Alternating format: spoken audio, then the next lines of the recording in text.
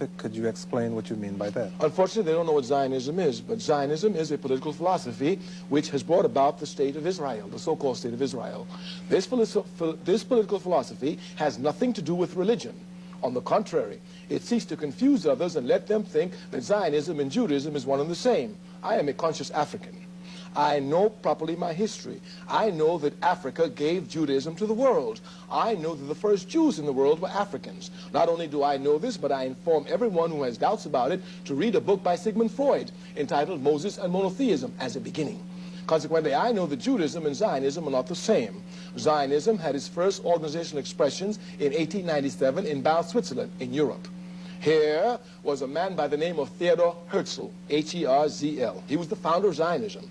He said that he was going to find the state that God promised the Jews. Listen to this very carefully. This man, Herzl, was an atheist. He believed that there was no God.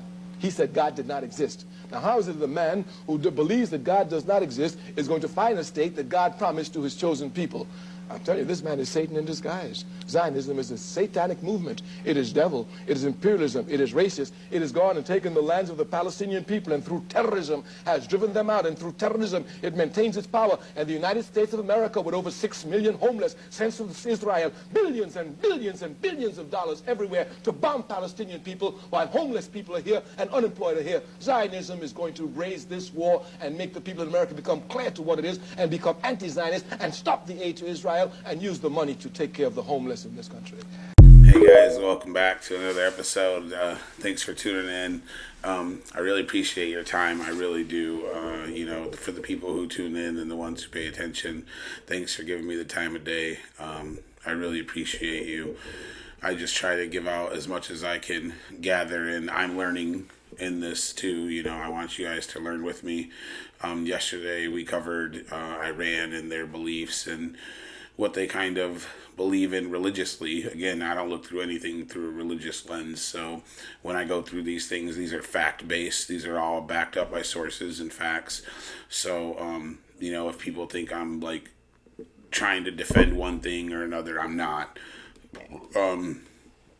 I live in America. I'm an American, and I believe that we should hold our country accountable for the things that they do. And our government seems to think that they don't have to be accountable for anything. So at least through this, it documents everything that I believe that we should be held accountable for, that nobody has ever answered for. So lately we've been diving into the religious aspects of this war and how it drives kind of the ideals and philosophies that these people use for their ideology in these wars and defense of these wars. As we saw with Iran, they feel like they're the defenders of the oppressed, and you have America saying they're freeing people. So I'm kind of confused as to how you're freeing people who see themselves as the ones who free people from the ones you're oppressing, that you've killed all throughout the Middle East.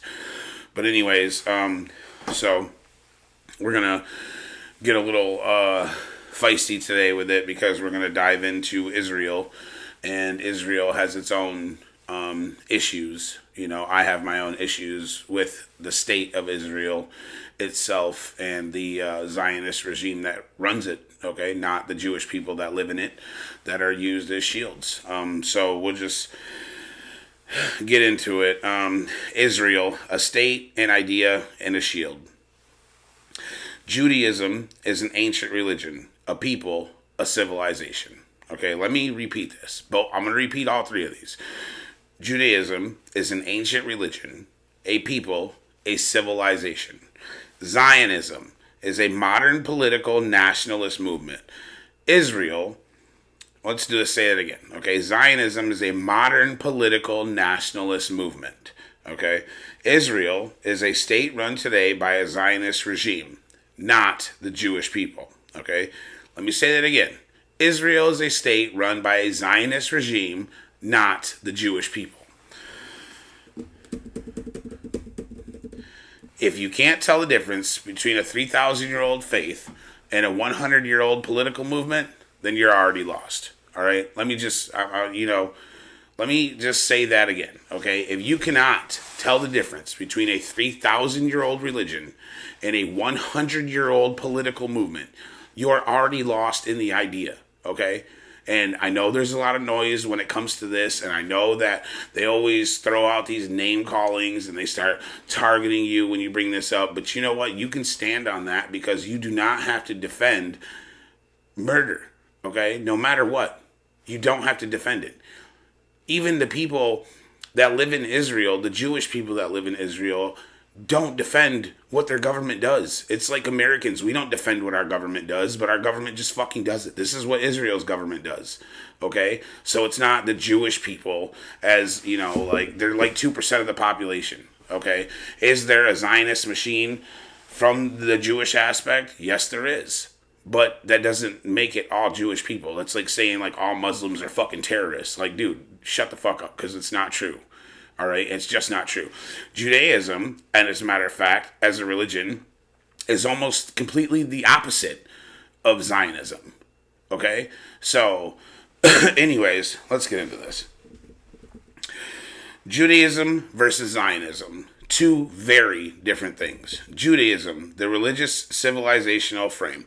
Judaism is a religion, a law, a culture, and a peoplehood stretching back millennia, centered on Torah, halakha, Jewish law, ritual ethics, and a relationship with God. Jews have lived everywhere: Middle East, North Africa, Europe, America, etc. Many Jews historically never saw a modern nation state as a religious requirement. Being Jewish, supporting the state of Israel, and supporting Zionism. These are three different things. Zionism, the nationalist project. The late 19th century European nationalist movement goal was a Jewish homeland in Palestine, driven by anti-Semitism in Europe, pogroms, Dreyfus Affair, etc. Theodor Herzl and others argued Jews needed a state to be safe. Zionism is not a religion. It's a political ideology about land, sovereignty, and demographics. Judaism asks how to live. Zionism asks who rules the land. Let me say it again. Judaism asks how to live, while Zionism asks who rules the land. The internal Jewish disagreement. Some Jews, religious Zionists, see Israel as a part of God's plan. Some Jews, secular Zionists, care about safety, not theology. Some Jews, anti-Zionist on religious or ethical grounds. There are also non-Jewish Zionists, Christian Zionists. We have those in America.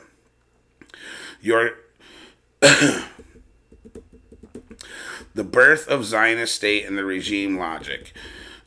From movement to state, 1948.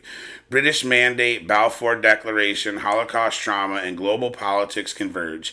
1948, the state of Israel is declared. War follows. Hundreds of thousands of Palestinians are displaced. It says Nakba in parentheses. From day one, the state is built around a Zionist demographic and territorial goal. Maximum land, maximum Jews, minimum Palestinians. You're not... This is just the design logic, okay? So, let's say that again. From day one, the state is built around a Zionist demographic and territorial goal. Maximum land, maximum Jews, minimum Palestinians. The regime's core priorities: demographic control, laws on citizenship, return, and residency, territorial control, settlement, borders, military occupation, narrative control, framing criticism of Zionism as hatred of Jews. Let's say that again. Their narrative control is framing criticism of Zionism as hatred of Jews. This is where I say they use Jewish people as human shields. Security doctrine, permanent state of siege, every threat is existential. This is not random chaos. It's a system built to secure a Jewish majority and control the land between the river and the sea. Let me say it again. This is not random chaos. It is a system built to secure a Jewish majority and control the land between the river and the sea. The Jewish and the democratic paradox. Israel defines itself as both Jewish and democratic. In practice, Jewish identity is legally privileged. Law of return, nation-state law, etc.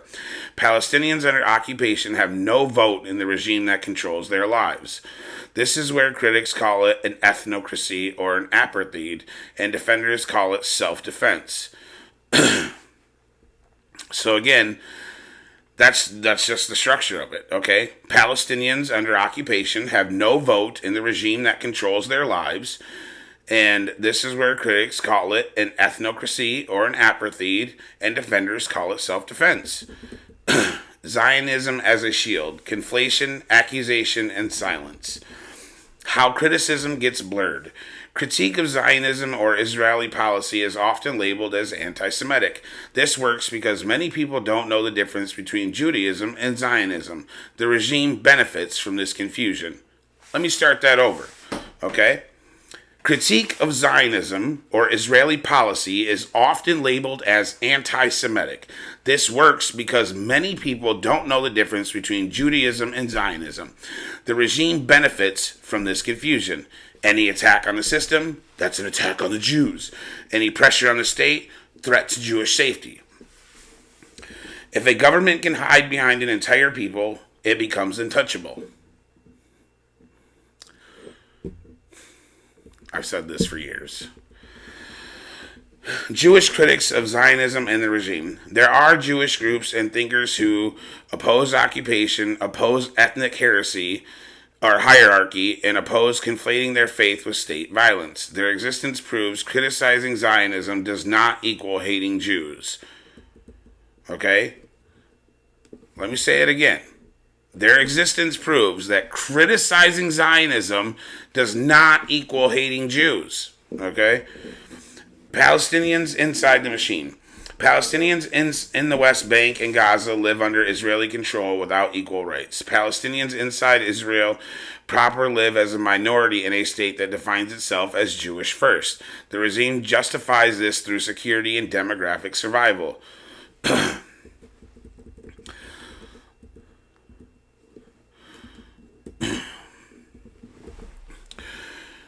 In 1961, JFK spoke about secret societies, monolithic and ruthless conspiracy, and the danger of secrecy in government.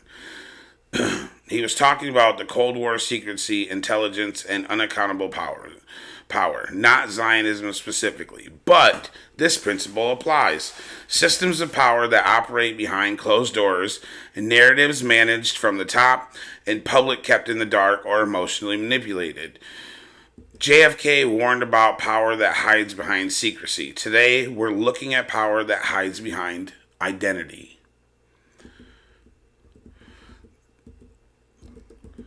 The Zionist regime as a modern machine. Now, I'm not going to try to get too conspiratorial here, but we can just go through some facts, okay?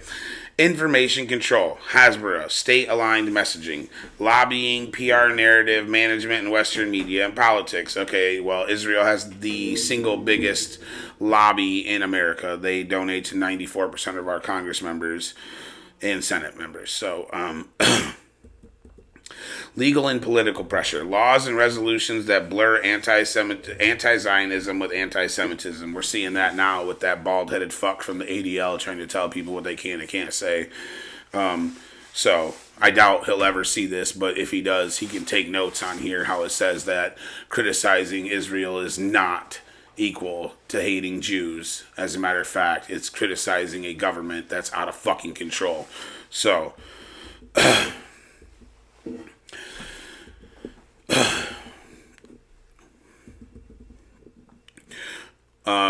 moral blackmail, using Jewish trauma, especially the Holocaust, as a moral shield for state policy. The machine isn't mystical. It's PR, law, lobbying, and a fear working together. I'm not questioning the reality of anti-Semitism. I'm not denying Jewish trauma or a Holocaust. I'm questioning whether a state ideology can claim permanent immunity from critique by wrapping itself in that trauma. Seeing the regime, not the religion. Judaism is a faith, a people, a culture. Zionism is a political project with clear goals, land, majority, and control. Israel's current regime is an expression of that project, not of every Jewish person on earth. When people fuse all three, they make Jews answer for a state's actions, make Palestinians invisible, and make honest conversation impossible. If you want to be serious about justice, you have to separate a people from a project, a faith from a regime, and human beings from a machine that claims to speak in their name. And that's what they do. And this is what I've talked about several times, because I think that that's, something that they blur the lines with. And when you try to conflate the two, that when you criticize a government, that means that you hate its people or its people don't have a right to exist. I don't think that that's what you're saying. Like, I think that you just have a right to call out violence when you see it, or have a right to say what you feel, period. Regardless of how it makes someone feel. As long as you're not calling for direct violence of anybody, which a lot of people don't really do. I mean, there's some stupid fucks that do, but for the most part, a lot of people just are confused onto how you can just, use religious ideology to kill people. And that's, that goes all the way back to when, all of these religions that are supposed to be religions of God and, defenders of this and defenders of that, you've all been responsible for killing people. All religions, okay? All the way dating back. Christians, we didn't really dive into Catholics because they're not really too into this war, but I mean, there's a whole thing about Catholics too. Like, they used to burn women because they thought they were witches. So, Christianity killed millions because they wouldn't conform to Christianity, and that's the religion that they were going to use as their power of authority. So then you get these other religions, and you hear the stories of them, and they all kind of sound similar. So they all sound a lot of similar to stories I read once upon a time on these ancient tablets that were the oldest things ever written, ever recorded in the world, anyways. So I think I'm going to actually spend a couple episodes. Maybe I'll read the tablets to everybody, so that way they just, it's a long thing, so a lot of people don't really want to listen to it, but I'm going to put it on here, so maybe someday when I'm gone, my kids can come back and listen to it, and they'll have an idea of why my beliefs got shaped the way that they did after I started reading some ancient texts from around the world, because I wanted stuff that really wasn't doctored, I guess. I mean, I'm not the translator, so obviously I'm just getting a third-party translation. But for the most part, these stories are kind of like validated worldwide. When you look at more stories from around the world, they all mesh together around the same story, and then those stories kind of seem like that's what forms the Bible and forms a lot of these religions. Because if you think about it, they said like there was gods on earth. Like, they called them the Elohim, which if it translates to actual gods, not just one god, because there was like one creator, and then under the creator is like, it's like a carpenter, like all life came from the sun. Like, he created the sun, and the sun created the thing. Like, so they create a carpenter, and they don't necessarily like make the wood, but they create from the wood. Okay, you see what I'm saying? And that's kind of where everything falls under. At least that's my belief. I'm sure a lot, everybody's entitled to believe what they want to believe. I'm not in the power of giving my governance to an outside source. We are governed by our own inner source of light and our humanity, that pretty much has us help people when they need to be helped, or, when you see a car accident and you rush over to help them, or you see a dog on the side of the road that looks like it needs help and you go help that dog. Like, that's the humanity in you. Like, that's that divine light inside you. Like, is there ugliness in the world? Like, yes, of course there is, because there's people who chase power because they're not balanced as a human being, and a lot of us aren't. We're so far from nature and where we came from that we have no idea what's fucking going on. We're lost in these cell phones and in technology and music and TV and whatever else can distract us and keep us from being human, because that's really what it is. Like, how human are you? You know, we all wake up every day and we go to work, and you look around when you go to work. If you go to work in the morning, just look around at all those cars going to work, or you look at the highway and it's backed up. Like, does that seem like that's a human thing, or is that like an NPC thing? Like, you know, when you're playing a video game and there's just all these people that just do the same thing and they never learn anything, or they never educate themselves or grow outside of a box. You know, it's like I try to constantly tell my kids it's like a snake in a box theory or a snake in a cage theory. You know, you can have a 12-foot snake, but if you keep it in a 4-foot cage, it's only going to grow to be about 3.5 to 4 feet, because it never got the environment to grow to its full potential. And that's what we are as human beings. We're stuffed inside this cage of propaganda and fake information and entertainment and distraction, so we're never really allowed to grow as human beings. You know, we're constantly fighting with people, or constantly in a negative energy, or having a bad day, or you're mad because somebody fucked up your food, or whatever it is. Like, why the fuck you're going to buy food from somewhere else where you complain about how much people make, and then you're going to go shop there, but yet you complain that they shouldn't make more? Like, I'm confused. Like, it's a whole mess. The human psyche is broken. Okay. We're lost. We don't love. And that's a big thing. You know, a lot of people's love comes with stipulations, and that's not love. Okay. It's not love. All right. If you're putting a stipulation on somebody because you love them, then you don't love them. Like, you just love the version of them that you are making. You don't love them for who you are, because you're asking them to be who you want them to be. And that's not love. That's just you making a person into the person that you want.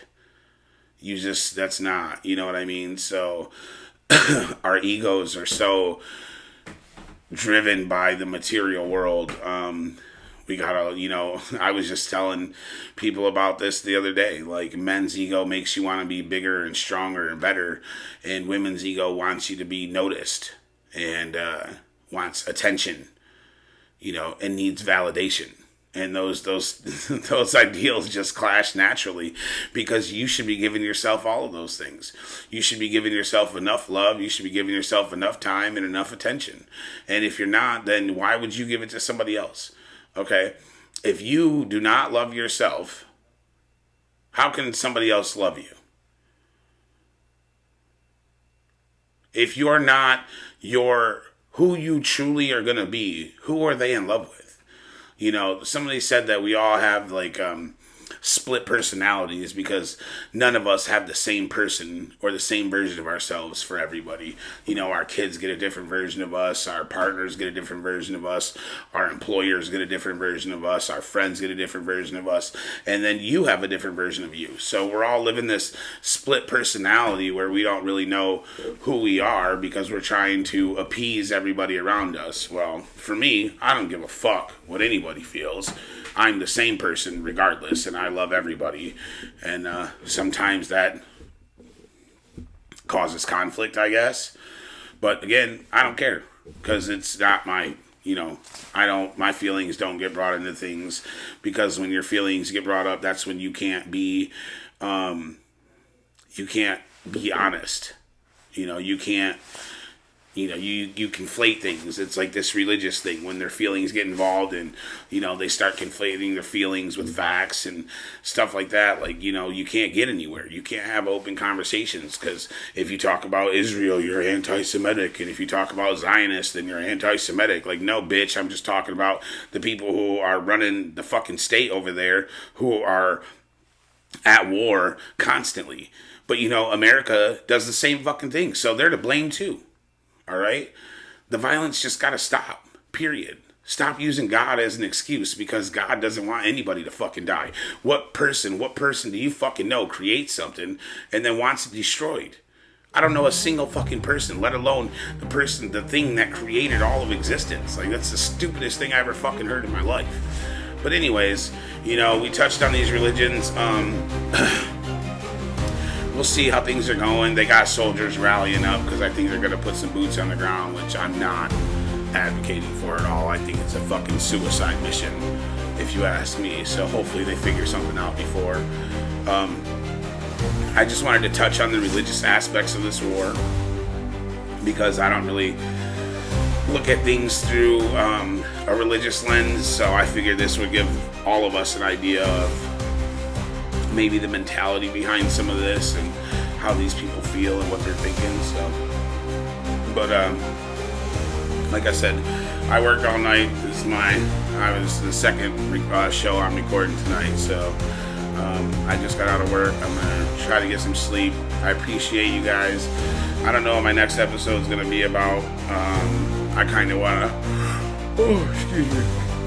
I want to move away from this war thing, but it really gets to me because I really just hate the idea that people are dying. But you know, there's other things that we can show our attention to, and you know, there's other things people need to hear about too. So I have opinions about a lot of stuff.